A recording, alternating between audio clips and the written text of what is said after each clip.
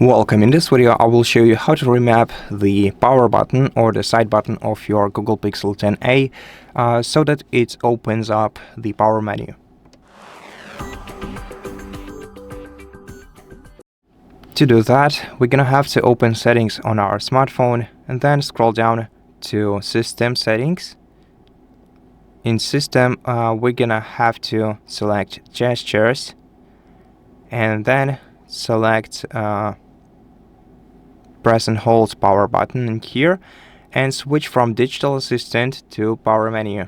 And right now holding down the side button will open the power menu for you instead of Google Assistant. If you want it the other way around, of course, you can switch back to digital assistant. And that's how you do it. Thanks for watching this video. If it helps you, please consider subscribing to our channel, leave us a like in the comment below, and I'll see you in the next one.